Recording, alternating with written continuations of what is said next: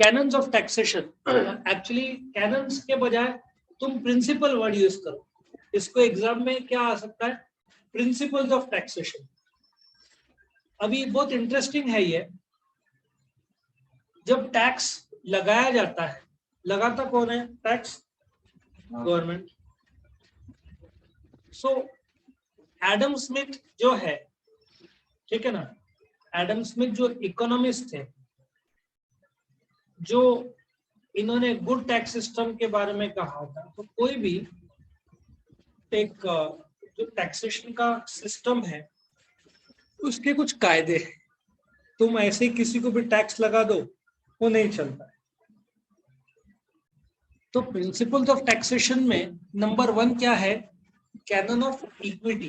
Principles मतलब ये follow नहीं किया तो किसी को तो नुकसान होगा, या तो गवर्नमेंट को या लोगों को। पहला कैनन ऑफ इक्विटी। इक्विटी ये बहुत बड़ा और अच्छा प्रिंसिपल है कि लोगों के कैपेसिटी के हिसाब से टैक्स लो।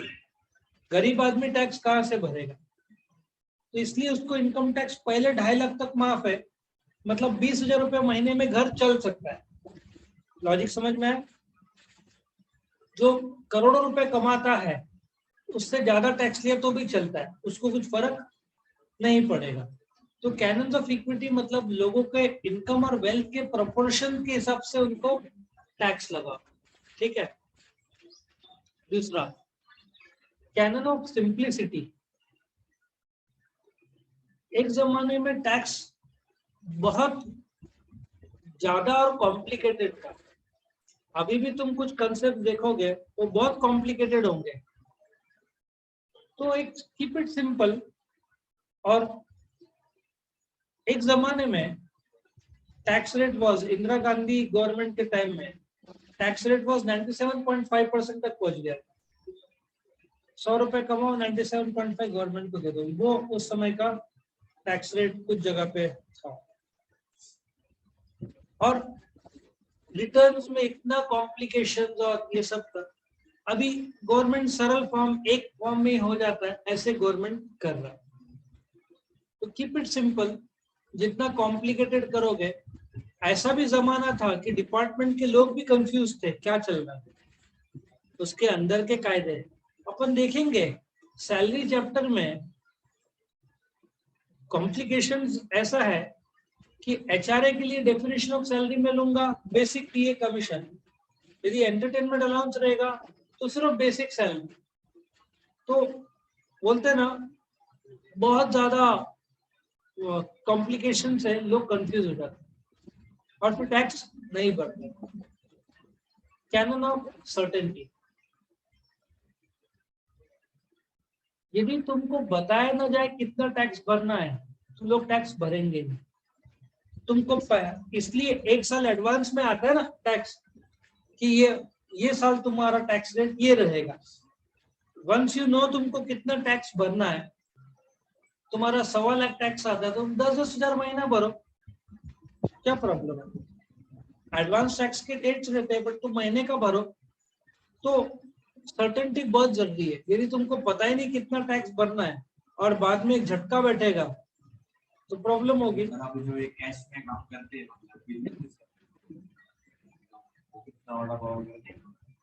उनका तो इनकम पता ही नहीं चलेगी, उसके माध्यम से दिखा। तो मेरे पुराने वीडियोस देखेगा तो मैंने बताया था कि किस पे रेट गिरा था और गवर्नमेंट ने कैसे पता लगाया था। अभी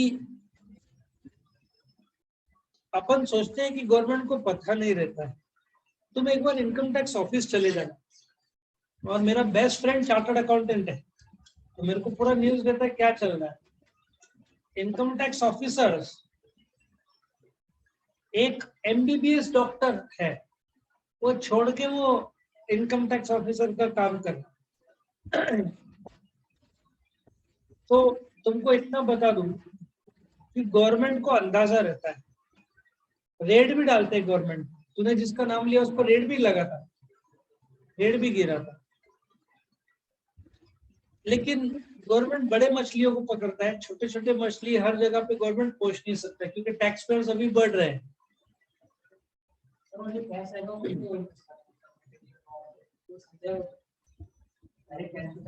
हाँ, तो इसलिए तो ये जो यूपीआई सिस्टम से, वो यूपीआई सिस्टम अभी काफी लोग यूज कर रहे हैं, तो उससे भी गवर्नमेंट को अंदाजा आ जाएगा। वो कैश टू कैश करेगा, इसमें कोई दो राय नहीं है, लेकिन वो पैसा छुपाएगा कहाँ?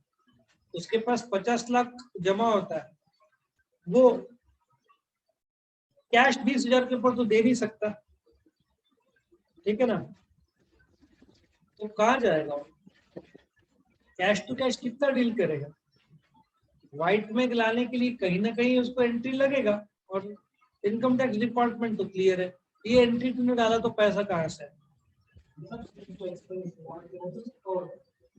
हम जब बिजनेस का चैप्टर करेंगे ना, तब मैं डिटेल में बताऊंगा। वो कवर होगा, लेकिन उसके पास सरप्लस जो ज्यादा रहेगा, जो उसने डिपार्टमेंट को दिखाया नहीं, वो बैंक में कैसे जमा करेगा? बैंक में जमा किया तो प्रूव करना पड़ेगा उसको कि डिपार्टमेंट बोलेगा ये इनकम है, फिर प्रूव करना पड़ेगा इनकम नहीं है, तो फंसना तो है ही। और वो कितना भी स्मार्ट बने, लाइफस्टाइल ये सब देख के गवर्नमेंट को अंदाजा आ ही जाता है। और हाँ, लोग करते हैं, लेकिन अभी कहाँ पे 2 बिल्डर पे रेड गिरा है, नासिक या कहाँ पे पता नहीं, गवर्नमेंट थोड़ी छोड़ता है। और अपने जो महाराष्ट्र के चीफ मिनिस्टर के रिलेटिव पर रेड डाला, अभी सुना ना? तो ये गवर्नमेंट को, नासिक के अभी नाम नहीं बताऊंगा, बट काफी बिल्डर्स पर रेड गिरा है, उनको पता रहता है कभी भी रेड गिर सकता है, गवर्नमेंट नहीं छोड़ता किसी को भी ऐसा।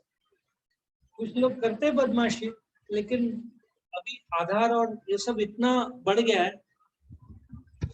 तो तुम बच नहीं पाओगे, कहीं ना कहीं तो पकड़े से। हाँ, लेकिन वो तो मुझे समझ में आता है, करते होंगे, लेकिन उसके भी सॉल्यूशन है। अभी मेरे को ना 100 घंटे लगेंगे सब एक्सप्लेन करना। तुम्हारा सवाल का जवाब इस चैप्टर में नहीं है, कैपिटल गेन्स के चैप्टर में। मैं तुम्हारे हर क्वेश्चन को आंसर करने जाऊँ तो अपना क्वेश्चन टूटेगा, बट तुम्हारा जो क्वेश्चन है बिल्डर का, इसलिए कि तुम्हारे पास नॉलेज नहीं है। यदि मैं 50 लाख, तो कॉलेज रोड में 50 लाख है, मैं 20 लाख का ब्लैक 20 लाख का तू जो बोल रहा है, पॉसिबल ही नहीं है भाई। गवर्नमेंट रेट्स होते हैं जगह के, गवर्नमेंट रेट्स होते हैं। रेकनर तुझे क्या लगता है गवर्नमेंट बेवकूफ है? अरे गवर्नमेंट बहुत होशियार है। गवर्नमेंट, लोग सोचते हैं गवर्नमेंट क्या है, बट गवर्नमेंट कच्चे नहीं, सब पक्के खिलाड़ी है। बताएंगे हम तुमको, अभी तो नहीं, इतना आसान नहीं है। 50 लाख ब्लैक पे एक जमाने में चलता था, अभी नहीं चलता। अभी मार्केट रेट जो है, मैंने 50 लाख के 20 लाख में डील किया, बोला मार्केट रेट है, लेकिन गवर्नमेंट वैल्यूएशन 50 लाख है, तो 50 लाख में डील माना जाएगा। खैर वो सब बताएंगे जब कैपिटल गेन्स में आएंगे। कॉलेज रोड में देख वैल्यू क्या है, कभी खबर गवर्नमेंट की वैल्यू ज्यादा रहता है, डील का वैल्यू कम हो जाता है, ऐसा भी हो सकता है। बहुत सारे फैक्टर्स है, लेकिन वो चैप्टर संबंध ही नहीं अभी डिस्कशन का, वो कैपिटल गेन्स में डिस्कस हो। अभी डिस्कस करने जाऊंगा तो बहुत डाइवर्ट हो जाएंगे अपन। वो अभी सही समय नहीं है डिस्कस करने का, है ना? उस पे डिटेल चर्चा में करूंगा, कैसे टैक्सेशन काउंट होता है। लोग करते हैं उसमें भी, लेकिन पहले ऐसा नहीं रहा। देने वाला भी लटकेगा, लेने वाला भी लटकेगा, दोनों लटकेंगे। करेंगे वो डिस्कस, हम क्या चल रहा है गवर्नमेंट का, गवर्नमेंट रेकनर क्या होता है, वो करेंगे सर, अभी नहीं। कैनन ऑफ कन्वीनियंस, अभी इनकम कमाएंगे और टैक्स भरेंगे, कैसा चलेगा? तुम एडवांस टैक्स रहता है कंसेप्ट मानते हैं, लेकिन तुम कमाओ और फिर टैक्स भरो। तुम पहले से टैक्स कैसे भरोगे? इनकम ही नहीं है तो। लॉजिक बराबर है ना? तुम पहले एग्जाम कैसे दोगे बिना पढ़ाई किए? पहले 3-4 महीना एकेडमिक सेशन रहता है, उसके बाद एग्जाम रहता है। गवर्नमेंट का भी वैसा है, पहले कमाओ फिर टैक्स भरो। ऑफ कोर्स एडवांस टैक्स भी है, लेकिन वो अलग कंसेप्ट है। तो कन्वीनियंस सही है कि pay the tax after you earn the income, you can not pay tax and then earn the income, है ना? फिर कैनन ऑफ इकोनॉमी, गवर्नमेंट को 100 रुपए टैक्स कलेक्ट होता है तो 60 पैसे का खर्चा है। For every 100 rupees that government earns in income tax, उसका खर्चा 60 पैसा है, जो वर्ल्ड में लोएस्ट पैसे है, जो बाकी जो देश में बहुत ज्यादा है। यदि ये बढ़ता है तो गवर्नमेंट के हाथ में क्या रहता है? कुछ भी नहीं। एक समय गिफ्ट टैक्स था, गिफ्ट टैक्स में मैं तुमको गिफ्ट दूं 30,000 रुपए तक माफ था, उसका टैक्स रेट वॉज 30%। देने वाला गिफ्ट देगा, लेने वाला नहीं। कौन देगा टैक्स? कौन भरेगा? मैं तुमको 50,000 का गिफ्ट देके 15,000 का टैक्स भरूं, कौन करेगा ऐसा? और गवर्नमेंट को सालाना कलेक्ट होता था 6 करोड़ रुपए और खर्चा होता होगा 10 से 12 करोड़। गवर्नमेंट ने गिफ्ट टैक्स ही बंद कर दिया, हट गया। अभी there is no gift tax. समझ में आया? तो जब टैक्स लगाते हैं तो कलेक्शन जो आता है और उसके सामने खर्चा कम होना चाहिए, तो गवर्नमेंट के पास बचेगा क्या? सरप्लस बहुत अच्छा, कितना टैक्स आता है? बट लेकिन 99 रुपीज 40 पैसा देश के भलाई के लिए तो यूज करना पड़ता है ना। उसमें ही एक सीधा बात है, यूनिवर्सिटी ऑफ पुणे को 1000 रुपीज तुमसे, यदि कॉलेज का फीस 50,000 है और बुक्स में ही तुम दे दोगे 40,000, तो कॉलेज कैसे चलेगा? तो गवर्नमेंट को कलेक्शन चार्जेस कम से कम रखना है, क्योंकि जितना ज्यादा सरप्लस उतना देश के लिए।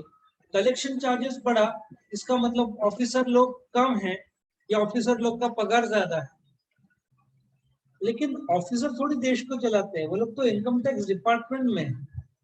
तो गवर्नमेंट का कलेक्शन चार्जेस इसमें 20% कटा तो बहुत ज्यादा, तब तो इनकम टैक्स ऑफिस को ही पूरा पैसा मिल रहा है। देखा जाए देश चलाने के लिए कम से कम होना चाहिए ये।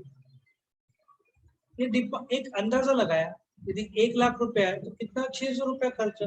यदि 6,000 हो गया तो गवर्नमेंट को कितना सारा खर्चा है, हेल्थ, डिफेंस, एजुकेशन, दुनिया भर के खर्चे हैं। डिपार्टमेंट चलाने का खर्चा, चलाने का खर्चा किसका? गवर्नमेंट का।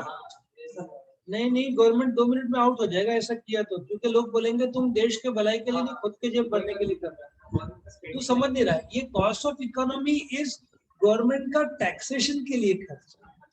गवर्नमेंट वो तो बजट में जा रहा है, वो बजट एलोकेशन की बात नहीं है, ये इनकम टैक्स डिपार्टमेंट का खर्च। Next, cannon of elasticity. ये फ्लेक्सिबिलिटी है, यदि वॉर हो गया तो टैक्स रेट्स गवर्नमेंट कभी बढ़ा सकता है। तो जैसे सरचार्ज है, टैक्स पे टैक्स लगता है, या हेल्थ और एजुकेशन सेस रहता है करीबन 4%, वो कैसे निकालते हो बाद में देखेंगे। सो कैनन ऑफ इलास्टिसिटी मतलब flexible, government can change the tax according to the situation. War हुआ, अभी रशिया में टैक्स कम हो ही नहीं सकता। रशिया को दिन का 8 से 10 हजार करोड़ तो कम से कम खर्चा आ रहा होगा। एक महीने में उन लोगों ने 2 से 3 लाख करोड़ फूक दिए होंगे। तुम बोलोगे कैसे? उनका S-400 एक को उड़ा दिया गया, 10-20 हजार करोड़ वहां पे उड़ गया। उनके टैंक्स जो मिराज तो नहीं, जो उनके SU सीरीज के हैं, जो प्लेन्स मिग सुखोई उनके हैं, MiG-21 है, बहुत सारे प्लेन्स, टैंक्स, जो गाड़ियां हैं। आज से कितने साल पहले, इट वाज द ईयर 98 में मेरा MBA कर रहा था नगर में। नगर में एक मिलिट्री बेस है, वहाँ ट्रेनिंग दिए जाते। रात को हमको दिखते थे लाल लाइट्स से बंदूक का फायरिंग का, बहुत दूर तक प्रोहिबिटेड एरिया। तो हमारे MBA में कुछ लोग मिलिट्री के स्टूडेंट्स थे, उनको ऑफिशियल छुट्टी मिलता है MBA करने की। 2 साल का छुट्टी मिलता है आर्मी लोग को MBA करने का।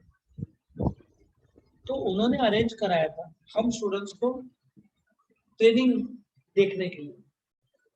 तो हमने देखा था कैसे रॉकेट लॉन्चर्स और कैसे उड़ाते, हमको नजदीक से दिखाया भी था बंदूकें वो सब। तो उस ट्रेनिंग का जब खत्म हुआ तो हमको बताया गया, जो आज रॉकेट दागे गए, 4 लाख रुपए का एक रॉकेट उस समय, कितने साल पहले, 20 साल पहले। तुमको पता है smart bomb, laser guided missile, उसका एक बम का कॉस्टिंग क्या रहता है? 1 CR, 1 करोड़ रुपया। तो उन्होंने अनाउंस भी किया था या बताया भी था, आज के ट्रेनिंग का खर्चा 10 करोड़ रुपया। कितने साल पहले? 22-23 साल पहले। तो अभी रशिया को कम से कम 2-3 लाख करोड़ का फटका बैठा होगा। तो अभी टैक्स कम होगा ही नहीं। तो फ्लेक्सिबिलिटी, आप टैक्स कम करो ज्यादा करो, सिचुएशन देखकर कर सकते हो। कैनन ऑफ बियोयेंसी, और अभी जैसे नेशनल इनकम बढ़ रहा है तो टैक्स भी बढ़ रहा है। नेशनल इनकम बढ़ रहा है तो गवर्नमेंट ने टेक्नोलॉजी के पीछे बहुत खर्चा किया है। इन्फोसिस ने जीएसटी का जो सिस्टम्स लगाया, और कुछ प्रॉब्लम भी आ रहा था तो इन्फोसिस को धमकी भी दिया होगा, ठीक से करो नहीं तो पेनल्टी लगाएंगे और सब। तो अपना सिस्टम्स अच्छे हैं। तो नेशनल इनकम बढ़ रहा है तो टैक्स, ये साल कितना इनकम टैक्स बढ़ा है? 45%, as compare to the estimates of last year 45% ज्यादा मिला है। उसका सिंपल लॉजिक है, शेयर बाजार में लोग डबल हो चुके हैं। शेयर बाजार में बिना पैन कार्ड के तुम्हारा अकाउंट खुलना नहीं है। 10 करोड़ पैन कार्ड होल्डर्स हो गए होंगे, 8 से 10 करोड़। पैन कार्ड है तो आधार कार्ड लिंक दे। तुम हर चीज ब्लैक में नहीं कर सकते। तुम कहीं पे भी जाओ, आधार कार्ड के बिना काम होता नहीं। आधार कार्ड पैन लिंक रहता है। फिर पता चलता है रेड गिरा। क्यों रेड गिरा? कहीं ना कहीं पकड़े गए होंगे। सो आजकल इससे तो गवर्नमेंट को टैक्स अच्छा मिल रहा है।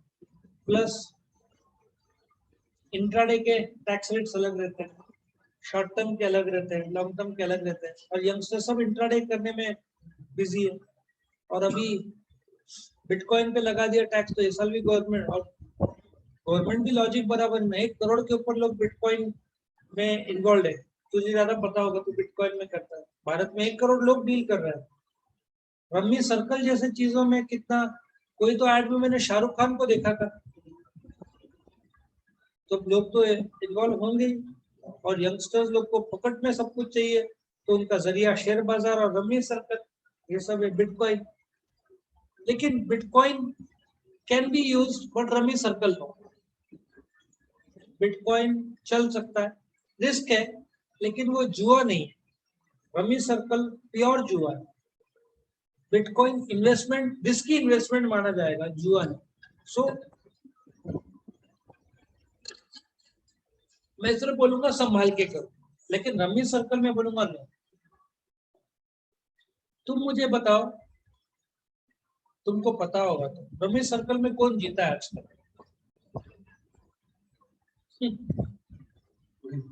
कोई नहीं।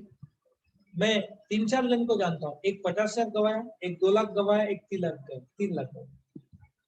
और एक हारा तो क्या होता है, लोग सोचते हैं अगले में जीतने हार कवर अप करूंगा। कैसे होगा? और लास्ट में कैनन्स ऑफ प्रोडक्टिविटी। यदि टैक्स प्रोडक्टिव ही नहीं है, इनकम बढ़ रहा है देश का, लेकिन टैक्स नहीं बढ़ रहा है, तो फायदा क्या? गवर्नमेंट को तो पैसा मिलना चाहिए ना। तो ये बोल रहे हैं प्रोडक्टिविटी के हिसाब से, जैसे गरीबों को गवर्नमेंट सपोर्ट देता है, लेकिन इनकम जैसे बढ़ता है देश का, तो टैक्स मिलना ही चाहिए गवर्नमेंट को ज्यादा। तो इस हिसाब से ये तुम्हारा प्रिंसिपल्स ऑफ टैक्सेशन था। ये बड़ा भी क्वेश्चन आ सकता है और शॉर्ट नोट भी आ सकता है, तो ये अपने नोट्स में से तुम एग्जाम में अटेम्प्ट कर दो।